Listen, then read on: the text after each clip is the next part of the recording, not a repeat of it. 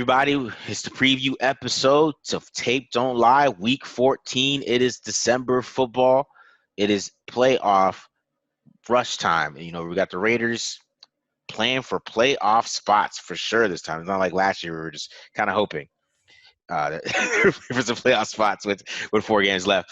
We got an actual chance to actually succeed this, take this thing if they handle business. So welcome to Tape Don't Lie. Make sure you subscribe.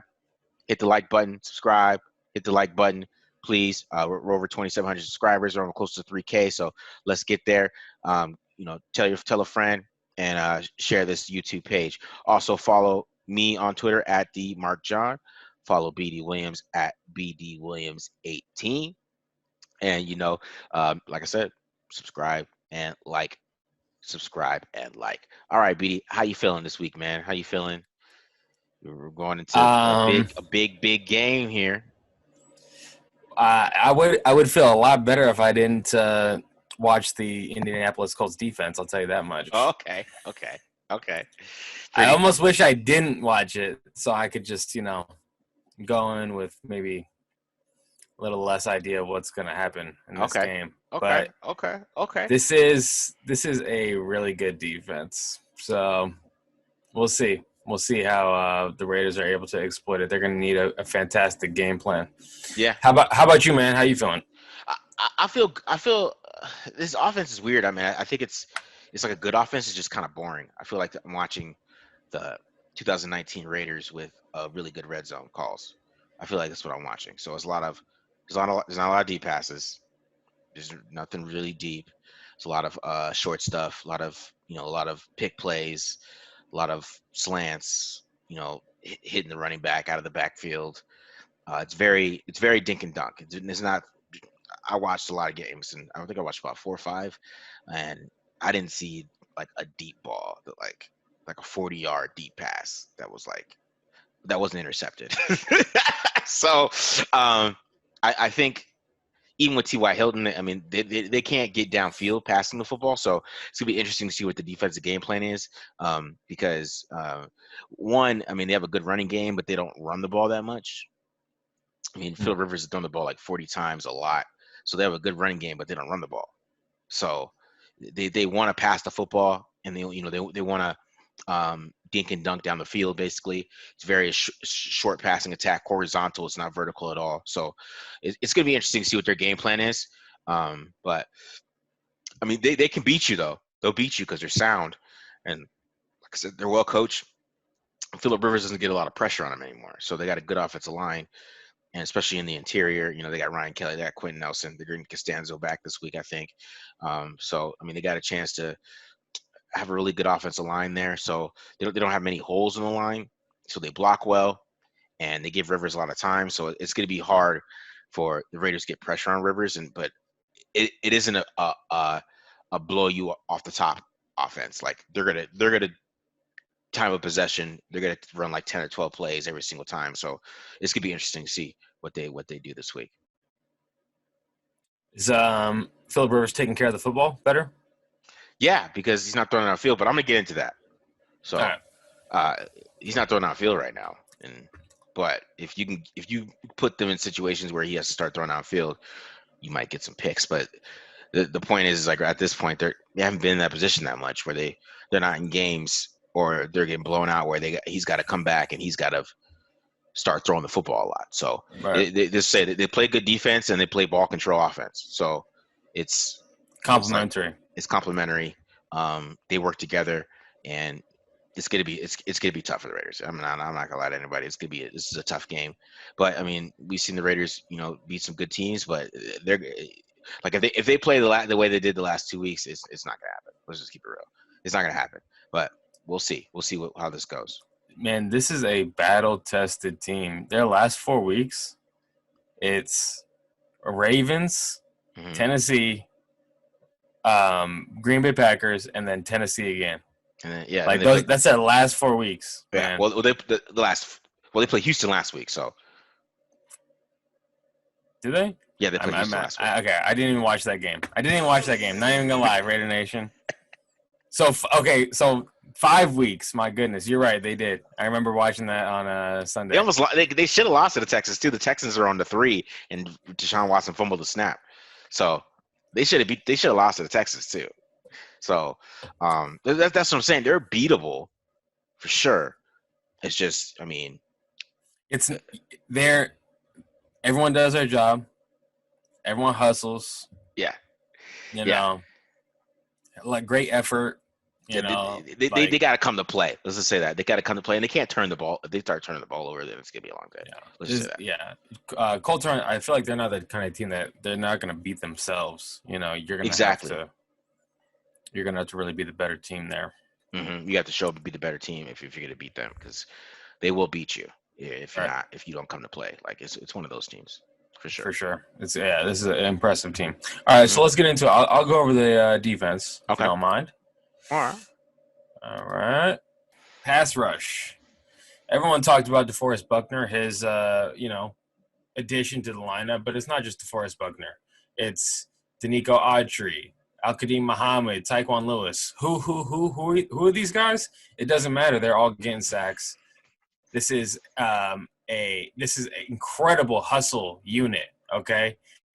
And maybe, DeForest Buckner gets more attention and lets these guys roam free, but it doesn't matter. They all hustle after the ball. They all get sacks. It could be a scrambling type of quarterback. It could be a pocket passer. It does not matter. And probably in the last 5-6 weeks, it's been Danico Autry getting the most sacks. And then on the other hand, in their secondary, they have some ball hawks, man. They do a great job of clamping down on the deep shots. They do not want to get beat deep. They're going to sell out, okay, crowd the middle of the field, take away your deep vertical options, okay, and they have a lot of ball production in their secondary from just about everyone. I think like everyone has a pick in the secondary, you know. So they do a great job making sure the deep passes don't fly. Now, as a result of that, they're gonna let stuff go in the flat. Okay, we see here they're in cover 3 in the goal line. This is the seam curl flat player. He's just gonna run with his guy and allow the flat route. Okay, this might be an area where the Raiders can win. Okay, they're gonna sell out to stop things up the middle. They're going to allow things to the flat. This is another example. They're in zone right here. They want to rally down. They want to make you dink and dunk them all the way down the field. And they're confident enough that they're going to just get 11 hats to the football, rally on attack, on something to the flat. So they allow these things to happen. Okay. And so maybe that's one way that the Raiders can beat them. Another way the Raiders can beat them is play action. Okay. The only sure way that I've seen since week 7 a quarterback be able to throw the ball downfield on this team is by play actioning and drawing the linebackers in. Again, they don't want to get beat deep. Okay, so getting the play action, taking advantage of how aggressive this front 7 is, and buying just a little bit of space, a little bit of time for these receivers is going to be key. And if Josh Jacobs maybe can get going, the play action will definitely be Derek Carr's friend against this team, especially if they need shots later on in the game to get back into it. And the last thing I'll say is this is a prime game for some yards after catch. Okay, now let's go through this. Xavier Rhodes, probably, later on in his career, he's not an athletic marvel. Rock Ya-Sin, he's another guy who the Colts drafted. There was a little bit of a knock on him for as great he was, physical, talented as far as press corner. He wasn't like the most athletic guy. You can get yards after catch on these guys. They're good. They have great technique. They're physical. But if you get going in the open field, Henry Ruggs is going to be, should have at least one bunch. What's the word I'm looking for? One play where we're getting a whole bunch of yards, yards after catch. If it's Renfro, even Waller, Henry Ruggs, one of these guys, it has to happen. So I'm calling it this week. I've been saying it since the beginning. Henry Ruggs slant to the house this week. Book it. Okay? You're gonna get it. You're gonna get the Harry Ruggs sled to the house this week. I'm going to get that one. You've been calling it, man. You've been calling that shot. Hopefully, you get it this week. Now, one interesting thing I think about this defense, though, I mean, the Raiders have played them 3 years in. This is the third year in a row the Raiders have played them. Right? They played them in 2018. They played them last I know year. they played him last year. Yeah, I can't. Don't quote me on 2018. Yeah, they did because it Okay. was the game like Derek Carr threw like 3 touchdowns, had a rushing touchdown, but they still lost 42-28 or something like that. Like they were like hanging with them. Okay. So that comes to mind that John Gruden does do good against his defensive scheme. I think he's put up 28 points in 2018 with the bad offense. That was a bad offense. Put up 31 last year with with a little help from Eric Harris, but they had a good game plan when they came in there last year. I mean, even though they were missing players, Darius Leonard wasn't playing, and they didn't have DeForest Buckner, so it's a little different. So it is a better defense now. They got better players for sure. But John Gruden has had success against this defense before, so that is interesting to see how that matchup's going to go too. If the reason is they sell out to stop the vertical shots. They force teams to be ball control, right? Mm-hmm. Yeah. And not every offense is built to matriculate the ball down the field patiently. Yeah. But that's what John Gruden's game. Like, that's what he loves. Yeah. Right? Yeah. He wants that to happen. He wants to just like the 5, 6, 7 yard plays at a time. He wants to have a 20-yard drive if he can, right? Yeah. Mm-hmm. Or I'm sorry, a 20 play drive if he can. So that's probably why John Gruden has had success on with these guys in the past. Yeah. And we'll see if that continues. But it's definitely there for the taking. I think that the reason why they have been a good defense so far is because not every offensive coordinator is patient enough to just say, okay, hey, we're just going to keep throwing the ball to the flat. We're going to run the ball, try to set up some play action. Maybe one of our guys can get going with some yards after the catch, and we're just going to be patient and hope that they make a mistake, before we do. Not every offensive coordinator is going to be patient enough to do that. They're going to try to take some shots down the field, and that's when really this defense, when you try to hold onto the ball, the pass rush is going to get there, or their secondary is going to get a hand on that pass. So they are just waiting for teams to get impatient and try to strike the ball downfield on them. That's when they strike. So we'll see. We'll see. Yeah, I mean, it's going to be interesting. It's interesting what the Raiders' game plan is. I mean, I think you did show some things that like maybe the Raiders could exploit. But it's going to be an interesting game, man. It's like I feel like they're like talent wise, I feel like these teams are a little equal talent wise. Just from a talent perspective. And just from a match perspective that way. But it's going to be – this game is going to come down to coaching, who has the best game plan, to be honest. I kind of feel like – and then, of course, who doesn't turn the ball over and who doesn't make mistakes. So it's – I really like what you were showing, though, because, I mean, the yak is there, the flats, Raiders love those flats. Derek Carr's not going to turn down the check down. That's not great. You know what I mean? Like, so, yeah. If they're not adjusting to those things and, he's Darren Waller might have like 10 catches or something like that on the flats, or Josh Jacobs if he plays, or even like Jalen Richard or something like that. So I'm excited to see that that glance RPO.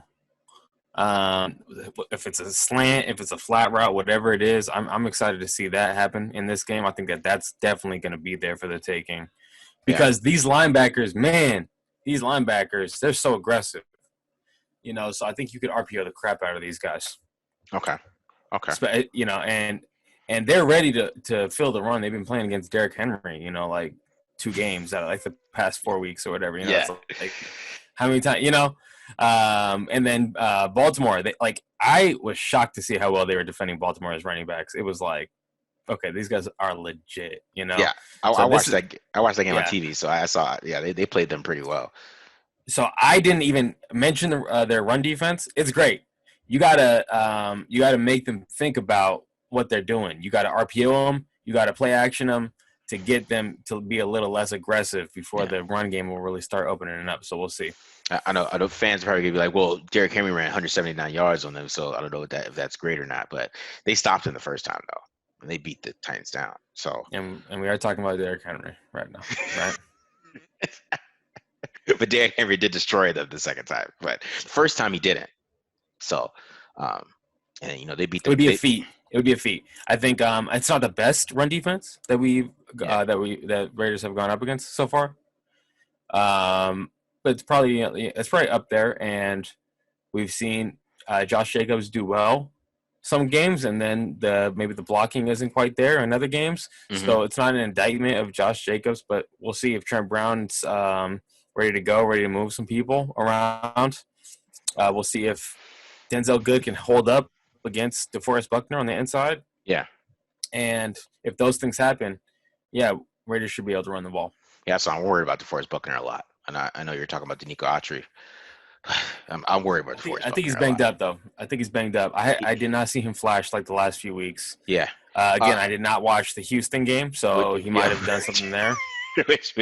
Yeah, he was pretty good in that game. So he had a couple sacks, I think. He had a couple sacks. Right. So he's healthy. So I watched them play Quinnen Williams last week. And Quinnen Williams was destroying them. So, and he's a second-year player. So imagine DeForest Buckner. So I'm a little worried about that from the inside. Yeah. But you tell me they don't blitz a lot though, right? They'll blitz a little bit. Okay. It's not like. I wouldn't give a percentage. I mean, I didn't watch like every single snap of their season, but they blitz enough. Linebackers, like 90% of the time, their blitzes are linebackers. Yeah. Darius Leonard's just an awesome player. Anyways, he's a freak. His arms I remember seeing his arms when I went to the Senior Bowl for the first time at the Senior Bowl, and I saw his arms, man, 84 inches 84-inch wingspan, bro. I was like, what? That is nuts. That's like he's getting those fumbles, bro. Like 84 inches, man. That's got to be a typo. Dog. It was measured. I watched it. I watched the measurement. That's crazy. I watched it, dog. It was his arms like 84 inches. It's like, God, real. And you could see it too. His arms like came down to his legs, bro. Down to his knees, right? Down to his knees. It was past his knees, dog. It was the craziest thing I ever seen, bro. I was like, wow, this dude has the longest arms I've ever seen on a person, and he uses them too so well. He'll swat the ball away. He'll knock the ball out. All these linebackers, yeah. I think are pretty darn good. Yeah, Workey's too, right? Bobby Workey's pretty good too, man. He's a good guy. Okereke, yeah. Sorry, he's good. He's good too. I think he's coming back off the injury this week, so we'll see how they use him. But they were putting him. They like to move their fronts around. So sometimes they'll be in an over front, sometimes they'll be in an under front. Yeah. And when they're in an under front, what that usually means is a linebacker walks up on the line of scrimmage. So you'll have like 5 defenders on the line of scrimmage, right? Mm-hmm. And so Bobby Okereke will come up on top of a tight end. And he was manhandling some of these tight ends that he was going up against. Detroit's tight ends, Tennessee's tight ends. So I was surprised to see that. That's interesting. I was surprised to see him even be used like that, honestly, because I feel like he wasn't that type of player coming out of Stanford. Yeah. But yeah, that's how they're using him, and he was destroying some outside zones to his side. So I think they're a good run defense, man. I think it's going to take a lot to get it going against them. Yeah, I mean it's going to be tough. It's going to be tough regardless, man. They're going to have to find ways to move the football, and I think what they got to do, they got to avoid third and long in this game. So if that means passing on first down and doing shorter passes on first down just to get ahead of the sticks. Doing like 5-yard outs, quick flats, play action flat, play action bootleg. Stay ahead of the sticks. Because if they're getting third and long, man, it's gonna be a long day. Because that's what this team's built on. They're built to stop that. Those long. Yes. That's what they're built for. So, when you face these teams like this that are built to make you meticulously go down the field, you got to meticulously go down the field. So. Yeah, you got to take what they're giving you, mm-hmm. and make them be the ones to adjust. I really feel like the yards after the catch is going to be key. These are really skilled corners. They're not the most athletic corners. You got to get some, someone's got to break loose on one of these guys once or twice. Yeah. And that's going to tip the balance of this game. Having a big, long gain after a short catch, that's just going to, break this game wide open. So that's what needs to happen. I think that's probably one of the only ways that the Raiders have a chance of winning, is if one of those wide receivers can take off, get loose in the open field. Yeah. Okay. All right. So, let's go ahead and get into this offense. With your boy Phillip Rivers. We all know you guys know your boy. So what we're gonna do? We're gonna start off with Jonathan Taylor and Nyheim Hines. Now, this is a really good running team. All right. Now, I talked about earlier they don't like to run the football though, which is weird. But a lot of teams that haven't liked to run the football this year have run the football on the Raiders. So we're just going to kind of scratch that out, and I'm going to expect them to come and run the football this week because it's on tape that the Raiders can't stop the run, and this is a really, really good run team. They're outside run. This is Jonathan Taylor right here, outside zone run team. Jonathan Taylor, he's coming into his own. He had a great game against the Texans, just beasted all over the Texans. See, this is a nice little run too. Another outside zone look, boom. These cuts, good vision, good cuts, and he's just coming into his own and becoming the workhorse back that they have. So he's more the workhorse back. He's going to do the gritty stuff, goal line, get some big runs, and he's going to do more of the gritty work, right? He's going to do the gritty work of the group for the running backs. Now, the non-gritty running back, who I think is the best player in this offense, is Nyheim Hines. Now, Nyheim Hines does everything for this offense. He does everything. Yeah. So he runs the football. It's a good 13-yard run right there. He's going to show a little power here, right? I mean, John Gruden would love this guy. I don't know why. John Gruden probably just mad watching this tape. But this is a great run right here. He's going to show fighting for some yards. Look at that. Good patience. Going to get 10 yards there too. But let's get to where he's really dangerous, right? This is Phillip Rivers' favorite receiver on this team, to me, in my opinion. And for good reason, because he runs good routes. Why? Because this route he puts on this option route, boom, nasty, touchdown, right? And he does this a lot. A nice little dance there. And then we on the swing routes too. The swing routes, he is dangerous. The Raiders got to tackle him in the open field because he's the check down guy. So Phillip Rivers, he's going to check down to him, and if you can't come up and tackle him, it's going to be a long day for you. It's going to be a long day. Now, pick plays versus man. Now, these guys love some pick plays, right? This is really, really a part of their offense. There's a lot of them. I'm going to show you two of them, but there's a lot. There's a lot of pick plays. It's all over this. So that's how they create space against man-to-man coverage. The Raiders, they play a lot, play cover six, but, like BD likes to point out, usually it's half man on one side sometimes, right? So these pick plays are everywhere. You see it right there. That's to be honest, I think John should be calling the NFL officiating crews and let them know about this before the game. That's just how I think they should stop this. But because you see this is fourth down. This is nasty. Pick play. Easy. So it's pick plays pretty everywhere. Obvious too. Yeah, it's pretty obvious too. So that's what I'm saying. He needs to call the NFL office. Let's get these refs on this so we can get past those pick plays. But they're there. So and they work them and they execute them very well, like you see. And now they got the Brissett packages. Now they use Jacoby Brissett a lot on short yardage. So you see it here. This is 3rd and 1, right? They got Brissett out there, and they get a pass. They got him in a shotgun. Is it a pass? Is he getting his own read? You don't know because they do both. They do both with him in there, right? So this is a little 3rd and 1. They don't end up getting a first down, but the next play they have prep Brissett in. He did a little QB boot, and they got in, right? So this is fourth and goal, right? So 4th down again, right? They put Brissett in. Brissett zone read, boom, touchdown, Colts. So that is something they like to do too, is have Jacoby Brissett in there, and make some plays on short yardage. They take out Phillip Rivers, put in Jacoby Brissett. Now, Frank Reich is one of the best red zone play callers that I've seen in the NFL.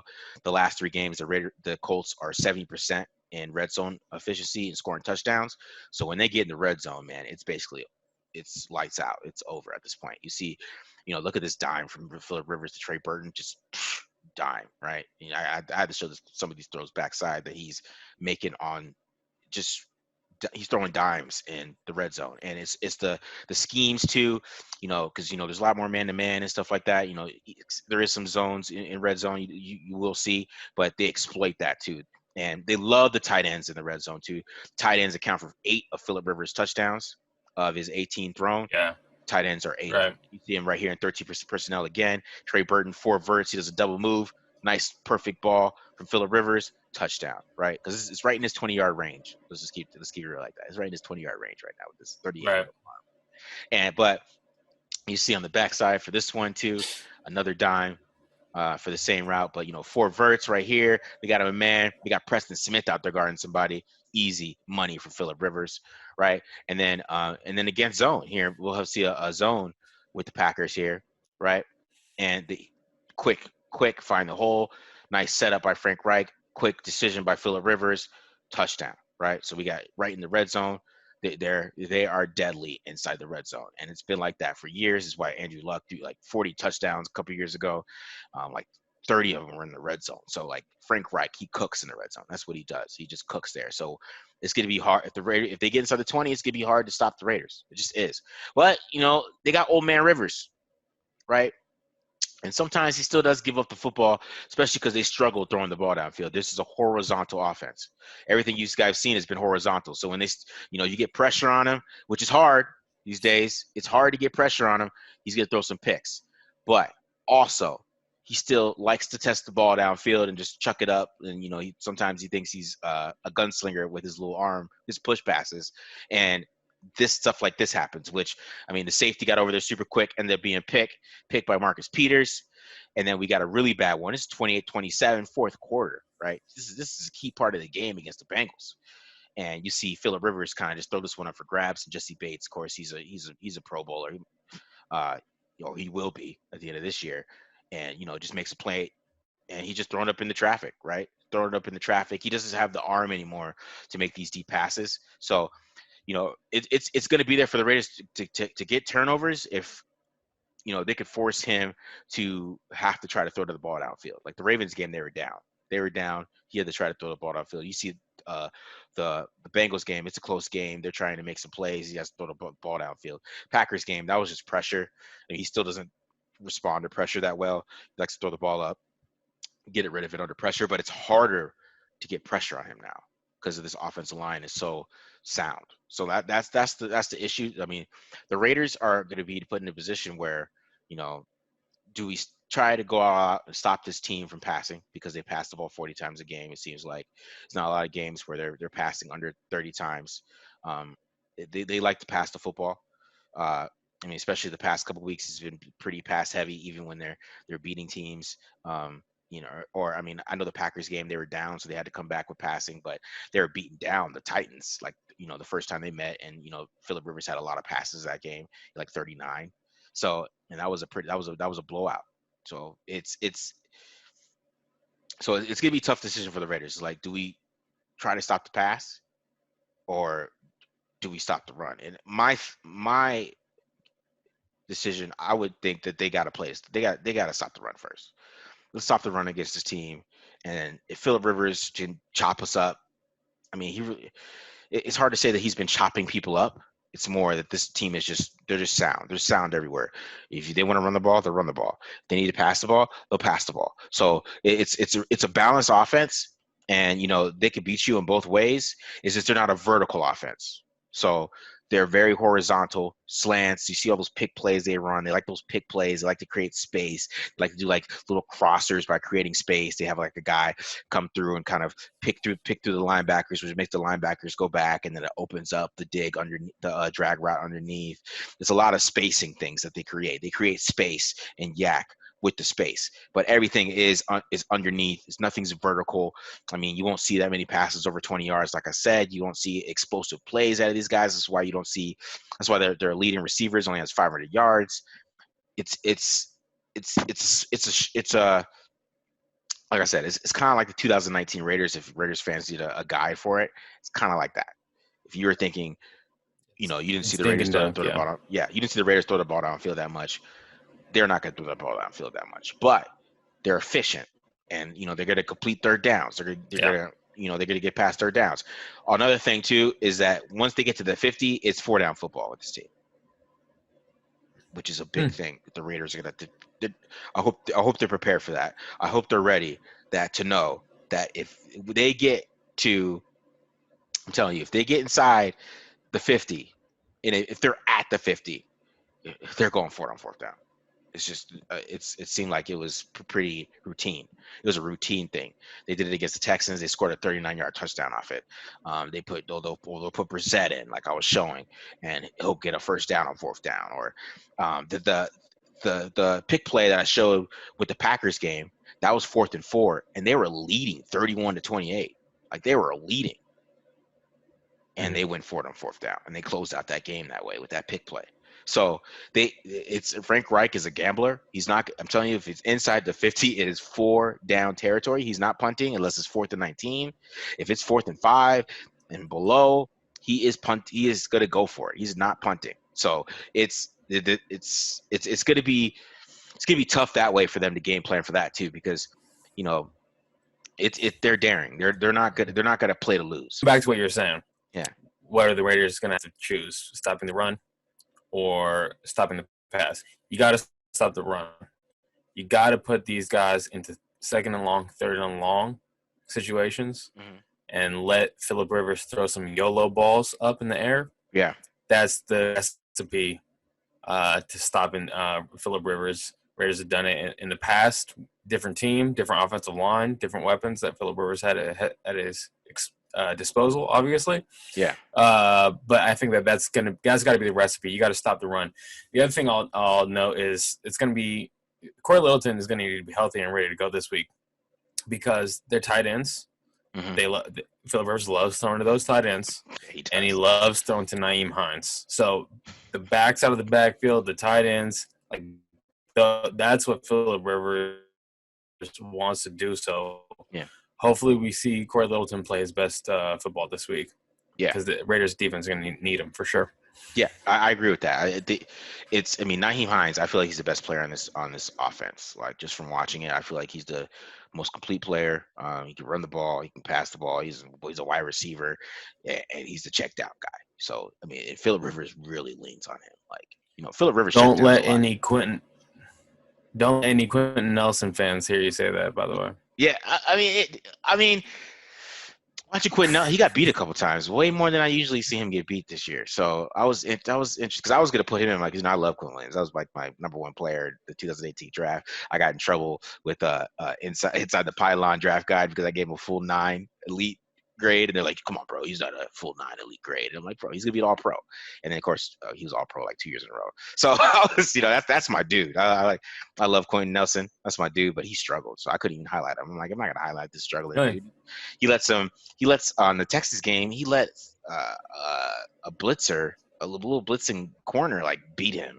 So I'm like, man, he must be hurt. He must be hurt. He must be hurt. Yeah, he must be hurt because then he got beat really bad by I forgot who this guy in the Titans guy. That guy whipped his butt, and I was like, "What is wrong? Is something wrong? What is going on?" Because he didn't look like the same guy. So he must be battling something. Costanzo is out too, or Costanza, however you say his name. Is he out? Because I thought he was limited. I thought he was practicing. Oh no, really? Yeah, he came back to practice. I heard something earlier in the week, and then I thought that he was going to be out. All right, so yeah, we'll see. We'll see if their offensive line is full strength. Yeah, so it's gonna be a tough game, bro. This game's tough. I mean, this is gonna be a tough game for the Raiders. I hope they're ready for this game, man, because it's the Colts. This game is bigger for the Colts, I think, in the playoff implications than the Raiders, because the Colts are 4-5 in conference. They've already lost to the Browns and the Ravens. If they lose this game, they're out. I mean, unless they win the division. I mean, they have no tiebreakers to anybody. They have none. No tiebreakers. They could win the division technically. They could. But that would be their best way in because they'll go 8-5, right? I mean, unless they went out or something maybe after this game. But they're still their conference record is so bad they have no tiebreakers. I mean, because even if let's say the Raiders beat them, right? The Raiders have the tiebreaker over them. And the Raiders would be 6-3 in conference after they beat them, and that's what the Raiders' advantage is right now is that they have a good conference record. So that puts them 6-3 in conference, but that puts the Colts at 4-6 in conference, right? So all their losses are in conference or the AFC, right? So that puts a lot on them. That means they basically they can't mess up, for the rest of this game. So the Colts, they're coming to play. I mean, this is just a single elimination game for them as it is the Raiders. So I know Raiders fans feel like this is the end all be all. But to be honest, I mean, the Raiders have a good conference record. So if the Raiders lost this game and they won out, they really have a good chance. They would be, so they're 5-3. They lost this game and they won out. They would still be 8-4 in conference, and they would have a lot of tiebreakers over some of these teams, especially if they beat the Dolphins. They'd have a tiebreaker over the Dolphins. They'd have a tiebreaker over the Ravens. They'd have a tiebreaker over. They wouldn't have a tiebreaker of the Colts because of head-to-head, but they would have it over the Ravens even if they won out. Let's say, because if the Ravens lose one more game, right? Let's say the Ravens lose to the Browns this week or whoever else they play. I don't know. They have a really easy schedule. But if they lose to the Browns this week and if they fall to 7-6, and both the Raiders and the Ravens finish at 10-6, the Raiders get in over the Ravens. So the Raiders the Raiders, since they've done so well in conference this year, they really can afford to lose this game. I'm not gonna say they should, but they could afford It'd it. be better. It'd be better if they obviously. won, but if they did end up losing, it would just put more pressure on them to have to win out. But the Raiders can't afford to lose one game. That's basically what I'm saying. You hear this, Raider Nation? You were gonna walk out on a ledge, weren't you? If the Raiders lost this game, Marcus is telling you, relax. Okay, yeah, there's if the Raiders go 10-6, they are in. That's basically what I'm telling people. I'm going to tell the people right now. The Raiders are 10-6, unless the Ravens go 11-5 and they win out, which is a possibility because they have a really easy schedule. It is a possibility. Yeah. It is. But if the Raiders go 10-6, they have an 8-4 conference record, so they're gonna have the tiebreakers. So, especially if they beat the Dolphins too. So, and then because another scenario, like if the Titans fall off, right, and then let's say the Colts end up catching the Titans. And the Titans fall off, right? And the Raiders lose this game, but the Colts win the division, and then the Titans keep falling off. The Raiders would have a better conference record than the Titans, and they win the tiebreaker over the Titans. I see what you're saying. Yeah. So the Raiders doing so well in conference is helping them. I still think Titans are going to do it. I still think Titans are going to do it in their division. Yeah. But it might be close at the end. Yeah. So yeah, we'll see. So basically what I'm saying, I know a lot of Raiders fans, they've been saying, they lose this game or draft time. That's not true. It's not true. It's going to be tougher for them. I mean, they're proud of the playoff. You can see those playoff probability numbers are going to drop and stuff like that. But they got to handle business with the teams that they play ahead of them. But this is a big game. If they win this game, if they win this game, it's going to be an easier road for them. Let me tell you that. Because then if they really win out, they're going to have a serious conference record and they're going to win every tiebreaker. But I'm not. But basically what I'm saying is, if they do lose this game, everybody shouldn't freak out. I mean, everybody's gonna freak out anyways. But I can't keep people calm, so they're gonna freak out anyways. Yeah. All right. Well, that is definitely that's encouraging to hear you crunch all those numbers like that. I mean, I had it in the back of my mind, but I've that maybe a loss would still be possible. But I've always just been thinking Raiders have to win out. Just that's the safest way. That's the safest way. That's the safest. Yeah. Right. That's the safest way is to win out. Oh yeah. Okay, yeah. Any other thoughts about this upcoming week here? It's just gonna be interesting, man. I if they come to play, we'll see, man. I don't know. They usually play with their opponents. I know they're gonna come to play. It just depends on the turnovers and what they can do, man. If they can give Carr time and stuff like that, we'll see what they can do. It's gonna be interesting. It's gonna be an interesting game. I think it's gonna be a close one. I don't think it's gonna be a blowout on either side. I do think the Raiders are gonna be prepared and ready to play for this game. I think last week was a wake up call. I think their season was saved, and when you're saved, it's more you go play a Jets team and you have a really disappointing game and then you pull it out anyways. I think that's and then they showed a whole bunch of camaraderie going after people this week. I think they're kind of coming together. Yeah, I mean, it's true. I mean, they did. You're talking about that guy on Twitter that everyone yeah, hates but but it was still camaraderie. I don't care. People can get mad about it or whatever. It was, a lot of fans, they want them to, just not call them wishy-washy like Jacobs did and stuff. And, and I understand that, but they show a lot of camaraderie together. They're obviously a tight locker room, right? Obviously they follow Derek or they follow Carr. You know what I mean? So I think that Jets game, that feeling of that on the sidelines when the Jets got the ball back, that feeling that they all had. Like, I heard a report that Ruggs was thinking about his dad. He thought his dad was going to chew him out after. Oh, yeah, I seen that. Right? And I think that feeling on the sideline, just that thought process, and just looking at like, oh my God, our season's over. Because I think Darren Waller even said that. He's like, he thought the season was over. They thought they ruined the season. And just to have that last chance effort to get everything going and get it back, that's going to be huge for them. I think it's going to be huge for their psyche and their progress. So, Man, you are an optimist. I'll tell you that. yeah, I guess, yeah, this is they call me, man. I'm the homer guy. I guess I'm the homer one. I'm just trying, positive person. I'm just trying to. I'm trying to give you guys some positivity. Try to give you guys some positivity, like, just more so like this is a really good team, and I don't want everybody like freaking out if they ended up losing this game. Like, they still got a shot. They've got a good conference record, so they handled their business earlier in the season. So they have their conference record to win a lot of tiebreakers over other teams. And it's just the Patriots lost last week, so they're kind of eliminated. There's really nobody else behind them except the Ravens that could like overtake the Raiders or any of these other teams, right? So it's basically like a 4-team race at this point. So, and they got the best conference record out of those 4 teams. So that is just so. Okay. All right. You heard it here first, Raider Nation. Yeah. All right. Well, that's my host, the Mark John NFL. Follow him on Twitter. He's the offense guy. I'm the defense guy. Follow me on Twitter at BDWilliams18. We really appreciate you, Raider Nation, for tuning in. Stay safe this week.